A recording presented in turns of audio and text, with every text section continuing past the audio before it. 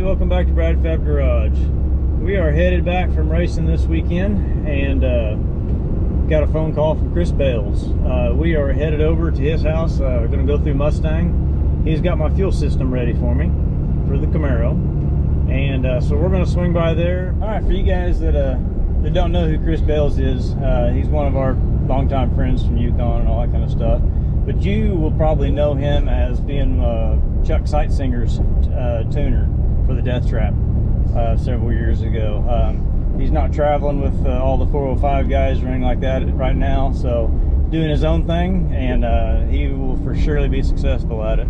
All right, we have arrived at Chris's shop, and we're gonna go see what we got here. We're gonna come in here. Chris is going to show us what we need, what we got, and all that kind of good stuff. We just about got the attack dog. Oh yeah. There's Mr. Chris. How's it going? Guys? Good, sir. Good to see you. Oh yeah. I'm gonna hand this off to Sabrina. Yeah. So I was actually, while you guys were pulling up here, I was putting this stuff together to make sure I did my job correctly. Yeah. So I always pencil everything down. I map it out. I start scaling out from the fuel cell forward to the car to make sure every fitting goes to the pumps 8s. The filters are 10s, and so as easy as it is, I try to just make sure to make it trouble-free for everybody. So we're 10 going in. Yep. So you're 8 coming out. Yes, sir. And then we're 8 at a Y. Yep. Here's the Y fitting. So yeah, you basically this would be how it's set up. You don't have to configure it like this, but if you could make room, you could. But yes, out of the fuel cell, this is pre-filter. I get 70. What's it say? 74 micron. Okay. Yeah, and then 25 micron out. Your 8Y, so right before you go to the fuel rails. Yep. Right, so you have right at the back of the intake. Yep. Go through your fuel rails into either side of the regulator, however you mount it, and you return back to the fuel cell. We've got room for pressure gauge here. Absolutely. Okay. Yeah, pressure gauge and boost reference. Boost reference, yep. So 1 to 1. The important part. Yes, sir. All the boost, baby. So man, you're good. Like we ran this setup 900,000 horsepower, and it's reliable. Yeah. There's a lot of newer pumps that move more volume of fuel. But this thing, we won't have problems. Exactly, that's the thing. And I've read about too that since it's an inline pump, it cools a lot better. It does. Yeah, so it has fuel flow through it. Helps because it's going to be driven. I mean, it's like the rest of us. It's for street cars. Yep. I mean, I see you got pulled over in yours yesterday. Yeah. So about that, I was behind a buddy of mine. He actually did. You were behind Tuffy, weren't you? Yes. Yes. And he let it rip pretty good, and I took the the use of it. Yeah, I took the use for it. So. And they were kind of not real happy. Was that you? Was that Mustang or what? Yeah, it was Mustang. It was right here. He left that stoplight, headed this way. To see, I went to Mustang as a sophomore. I moved to Yukon. Okay. Got my very first speeding ticket coming right out of the high school parking lot, shortcutting through the neighborhood. Turned to the left. Everybody knows where that's at, and I got busted. So right off. I might have done that once or twice. Yeah, I have. Yeah. So anyway, no, you're set up, man. This would be super easy. Super reliable. Yep, that's the goal. That's key. And I want to keep it all together through here. I mean, what I'm ended up doing, I've got a buddy of mine that's a phenomenal TIG welder. Awesome. I bought some dash 10 stainless line. Oh yeah. So we're going to come and leave the sending unit alone. Yep. We're going to come out of the back of the fuel tank, drop it down right into it, and I've got stainless steel bulkheads. Yep. That'll roll straight to the lines. So. It's not gonna feed out of the back. I just didn't want to put something. I don't blame you one bit. You know, and I like doing the hardline stuff, man. Here's the deal. It's super reliable. You're not gonna have problems. Like I've always ran hose, and we've talked about doing hardline across the frame rail just because. Here we are again. So the car's been down a couple of years. The last time I had it was Armageddon, and it's been sitting. Well, you know what happens when it sits. Now you know I'm gonna have to replace every bit of that line. If I put a 1/2 inch or a little bigger 5/8 aluminum line one time, I'm done. I can do whatever I need to. And I probably will do, like I said, dash 8 from this and aluminum up to the back of it. The stainless, it's a stainless steel tank, stainless steel everything else. So we'll go through and he'll take it straight into there, and we'll just run it basically like a factory line would. And we'll call it good. And it'll look good and perform well like it should and be reliable. I love the MagnaFuel stuff, just reliability alone. There's guys out there with thousands of street miles on that pump. Trouble free. And I want to do what the rest of us are doing around here. You go there, everybody decides to go to Texas and go for dinner. And we're rolling 800-900 horsepower cars, getting phenomenal fuel mileage with this new stuff. I mean, it was hard for me to take the big block out of the car. I know. It's got to be updated. I feel you. I'm the same way. We come from the old school stuff. That's what our dads did. Everybody. That's what we had. And it's like some of the old school guys don't like the newer technology, but man, it's so easy to make very reliable, smooth horsepower and big numbers, and it's no maintenance. You can't either. dispute it. I mean, I took the 6A box out of my glove box, and my Holly Blue pump, all the frame rails, and you know, the whole car. The whole car got updated front to back, so I have to do it with this because I want to drive it. Yeah, man, you'll be super glad you done. I know it's a lot of work. I know what you're going through. Been there. Yep. But you'll be so happy when it's done. Yeah. Yep. So. And then we'll get it once we get it all installed. We'll. You want me to bring you the Holly kit, the Holly laptop, the VCU, and then drop the file in it, or just wait till I bring the whole car? I can probably come see you to do that. Okay. That's not too bad of a deal. No, you come out and do that. Yeah, I'll do a couple hours and we'll get the startup to and we'll go drive it. Yeah.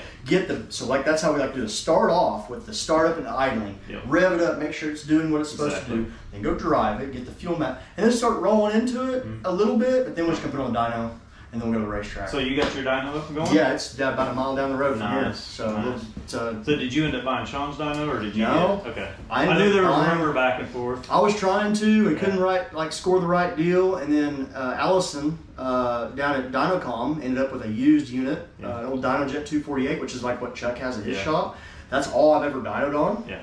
And so I'm really familiar, man. And mine seems to operate just like his does, and it's I know they talk about some dynos are lying to you, some giving you some, some are taking away for some. So and that's what it's just a number, but you want to know. It is. You know. And this one's just old school mass versus acceleration, so there's no funky numbers. You can't falsify the load. Yeah. Like it is what it is. Yep. Now you can't make full pulls and let off the brake and do all that kind of stuff. It's kind of hard on stuff, but man, you want good reliable numbers.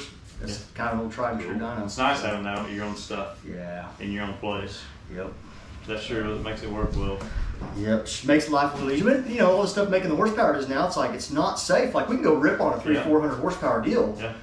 It makes 800-900 plus. You can't just kind of go rip into that thing. Like there's traffic, there's trees, there's ditches. Yeah. You know. And I mean, it is easier horsepower, but you can mess one up real quick if it's too lean or too much time to anything. The big blocks, you could get away with a lot. That's right. You got a lot of leeway on the big That's blocks. what we'll show you on the Holly deal. So we set up some advanced tables to help protect like a lean out number. If it goes leaner than this AFR, yank 15 degrees of timing. Exactly. If it boost spikes this, yank timing. Keep from tearing stuff up. I know you're up on that stuff, and I am not. Man, I make it easy on you. I've tuned some of the original old, like the Commander 950. Yeah. I had that on one of my rock crawlers, and it took me about 3 or 4 days to figure it out. And then once it was running, I'd save it, unplug it, never touch it again. Man, you'll pick up on it quick. It's so simplified as far as man, he's digging. Did you get stickers? He's fixing to dig through your stickers. I think. You like stickers? Yeah, hey, come here. There's 2 of them here. Yeah. Come here, buddy. Brooks, come here. What do you say? Where are you gonna put it at? Where are you gonna put it at? He's gonna find somewhere. Where's it going? He's gonna start stashing. No, yeah, you got his own box. stickers. Hey, buddy, I got something for you too. Come here. Come here. Heck yeah! Look at that. Look at this. How Let's cool. see here. What do we got here? Up here. This is one for your dad. Oh, thank you, sir. Put that on real quick. Yep. Sweet. And, no, I was like, that's a small. That was yours. You like lifting weights? We'll see how it works out for you. Yeah, not all real right. good. So we got. There you go. He's trying to figure it out. Yep. There you go. That's the smallest ones that I had right now, buddy. It'll look good on you, brother. All right. So what do you want, large or extra large? Extra large if you got it, sir. I'm kind of in between, but There it it fits is. perfect. Heck yeah, man. What's your wife? Probably a medium, smaller medium. Maybe it's a large. Yeah, it's a large. Yeah, that'll probably work though. I'll get her medium. If you got a medium, I got a medium. I got them. I just leave them in the trailer. Sweet. Yep. All my stuff's in the shop. Yeah. Moved it. I did have it in here. I was trying to clear this out. I'm gonna remodel my office pretty quick. It's like the rest of it. You get one project, you get 500 boxes. Freaking boxes, man. Boxes upon boxes. Oh, and peanuts. You got peanuts. Yeah, that was your fuel pump, and I opened it. I'm like, oh man. And he started reaching for him. I'm like, all right, buddy, hold on just a second. Let's not let the peanuts go everywhere. Yeah. It's typical Wind on the blowing. wind day. Yeah. Yeah, they'll be in Piedmont here pretty quick. Yeah, for sure. Well, cool. Well, I appreciate it, man. Oh, absolutely, man. Anytime. Glad to help you put it all together. And like I said, I know it's a little bit of a drive for you to come out to our place, but you do that and we'll do dinner and all that kind of stuff. Sounds like a plan. I like grilling some food. All right, Chris, show us around. Yeah, so the shop's a little dirty because we've got 14 different projects going on. That's a sign of busyness. Yeah, so this That's is a my, Hemi. this is Kevin's. Is that- Yeah, oh, that no, it's a mod motor Mustang deal. Oh, okay. So we bought the car. The motor's been built several years ago. The car's been sitting for years, and the old turbo kit was rusted out. Yeah. So I got with Chad at On 3, got his latest turbo system stuff, and we're installing it as we speak. It's kind of a stainless. yeah. So twin 67s. Carbureted? No, it'd be fuel injected Okay. on Holly. You never? Okay, I've seen injectors. Yeah, it's got a nice throttle body setup that kicks off to the side, and the charge pipe will actually come up through the fender and up into under the throttle body sideways. I still have to figure out how I'm gonna mount mine and whatnot. I pulled my passenger side fender well just out. Yeah. And then I'll build what I need to do, and I'll cut it out of the fender well because I want to run my fender wells. Yeah. Yep. I'm with you. I don't want rain and all that kind of crap all over it because I'm gonna drive it. That's the original car from when I was 17. It's under the knife. There's a new rear end housing for it. Another high school car. Yeah. We can make everybody jealous with it. Yeah. So it's stripped right now because I used a lot of the parts to do the King Up Road for that car. Yeah. So a lot of the parts I had on that car ended up on the gray one because we had kind of a time crunch. I was like, man, I have everything I need here. Sacrifice from one to the other. I can't afford to buy all new, so I'm like, you know what? That one's under the knife. Let's take the parts we know are usable, that are reliable. The car you in wasn't gonna do anything to. That's right. Yeah. So now it's time to give that one some love. Yeah. Put it all back together. Yeah. Think about doing a nitrous LS3 deal. That's what I've been kind of mocking up for that car. So that Maybe as might bad be, as Andrade. John Senior changes more motors than he does his underwear, I think. That's been kind of my test deal. He does too. I love it. I love watching what those guys do. God, He's they go had through some stuff. more combinations in the Oldsmobile than I Yeah. you know. And that has been kind of the same way. I've had 4 or 5 different small blocks, probably 10 different big blocks, and this will actually be the first LS based, either LS or LT. I do have some Gen 5 parts. I thought about doing the latest stuff. I don't have quite everything I need, so Well, get the my car ready first. My 468 that I took out of the Camaro is the same one that we ran on the street. Wow, It's the same motor. Nice. You talk about a reliable Yeah. one. I mean, I think at one time I put a piston in it, That's awesome. but I mean that was the one we beat the streets with. Yeah. From man. It's been around a while. Yeah, I mean, she was like, "You gonna sell it?" The wife's like, "You gonna sell that thing?" I'm like, No. "No, I'll make it a coffee table, Bag put it, some put it on the glass on standards. it." Yeah. Put it, You know? put it like hang it from the paint it gold and hang it up. Like I said, the toughest engine you can ever have. It's one of the family members. That's so. right. That's good. Well, stuff. cool, man. I Yeah. appreciate it again. Absolutely, man. Like I said, we'll get together as soon as the Camaro's ready to go, and Yep. you can come out. We'll feed you dinner, and we'll I like play it. all night long. Sounds like a plan. So we'll get that thing running right. So cool. I like it. All right, Thank you guys. we're out of here, man. Sounds good. We'll see you. See ya. All right, we left Chris's. We got most of the parts we need. All I got to do is get some hard line and stuff like that for the fuel system. The receipt was mistakenly left behind, so the wife does not know what we spent on the fuel system, and we're just gonna keep it that way right now. All right, guys, we are back in the shop, and as always, there's a lot going on.